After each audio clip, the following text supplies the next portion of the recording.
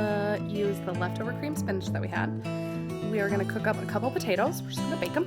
And I put some chicken in the crock pot earlier so it's easily shreddable. I also would just like to say, be a good human. It's important anytime. It's also important right now. Step number 1, wash your hands. Step number 2, handy dandy apron. Step number 3, get yourself a beverage. I'm gonna do that right now. Chicken. I put in 4 chicken breasts, about a half a cup of water, tons of salt, pepper, onion powder, garlic powder, cayenne, paprika. I cooked it. As you can see, it's kind of falling apart already. I drained all of the liquid from it because I just wanted the chicken. I'm leaving the lid on because I want to keep it warm because we're going to put it on top of our potatoes. I washed these and I was just letting them drain off a smidgen, and I'm going to stab a fork into them probably twice, and then I'm going to put them onto a baking sheet.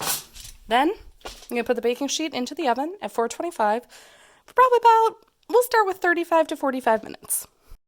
So I'm going to take 1 chicken because I'm going to make that into buffalo chicken dip that we are going to then put into the last of our peppers.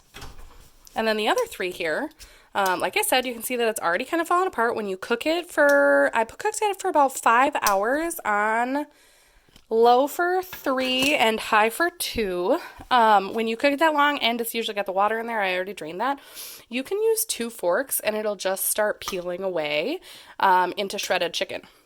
I bought this tool. It is supposed to be like a lettuce chopper. It is from Pampered Chef. I have 2 items from Pampered Chef. I have the scoop loop, which you saw when I made spaghetti squash, and I have what I refer to as chicken scissors. I think I've used these for lettuce once, but I basically just bring them on in and I chop up the chicken. That's why I call it the chicken scissors. So we're going to shred this up, and I'll probably throw a little bit more seasoning on top, but we're going to put that manchego spinach, creamed spinach mix on top of the chicken, on top of the potatoes. So I don't really think this needs too much seasoning or that much attention right now. And you guys saw how I made the stuffed peppers the other day, so I'm not going to re-record that. If you would like to see it, you can go back to my meal prep day. There you have it. So, how are they the second time around? Still just as good? Mm-hmm. Awesome. Excellent. Appetizer. You know, maybe you're wondering, Adrianne, you were on your yoga mat last week. Have you been on it again this week? I'm on a different yoga mat, but I'm on a yoga mat. I'm doing some crunches. Yeah. I've been doing some sit-ups, push-ups, leg raisers where you lift your legs up and down like 6 inches off the floor.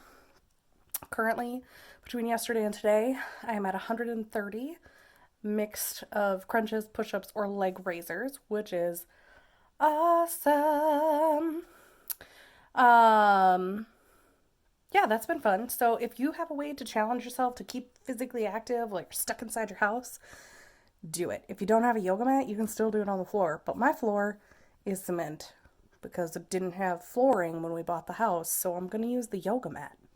Perhaps you're wondering. Maybe you're not, but I'm going to tell you anyway. Why are you eating potatoes if you're low carb? That doesn't feel like it's low carb. You're right. Potatoes aren't really very low carb. But potatoes are definitely better than me sitting down and eating a whole bag of Doritos, which I have done. And potatoes are definitely better than going to Culver's and ordering a double butter burger with a family size order of chili cheese fries and getting Culver's custard on top of it, which I have done before. And eating a potato for dinner is still going to be a better option than eating a pint of ice cream for dinner instead, or going out to get fast food and then hiding the wrappers because I don't want my partner to find out that I cheated on my diet. Also something I've done. A relationship with food, for me at least, has been super interesting and eye-opening. I did not realize until I was probably well into therapy that I had this relationship with food where when I was really unhappy, I would either eat too much or I wouldn't eat at all. And sometimes I still catch myself in that. If I'm super angry about something, I am really stubborn You can ask my family about that. I'm really stubborn and I will choose not to eat. And that's not healthy. And so I try really hard to remember that, like, I can eat a potato and that's okay. It's okay for me to have a potato. It's probably the only, like, very starchy carb I'm going to have this week. I'm not going to make rice this week. I had rice last week. And that's okay. Like, give yourself some grace. Like, you're putting good food in your body. You're still making it. It's still something that came from the earth. It's very different than, like I said, sitting down and eating a whole bag of Doritos. Like, that's not encouraged. Don't do it. So, yeah, there you have it. That's why I'm having a potato tonight. Got real deep. Not real deep, but kind of deep. There you go. Also, if you have Netflix, you definitely need to watch Tiger King. It is different, but addicting, and terrifying, but delightful. Watch it. Just like that. Dinner. Potato. Chicken. Cream spinach.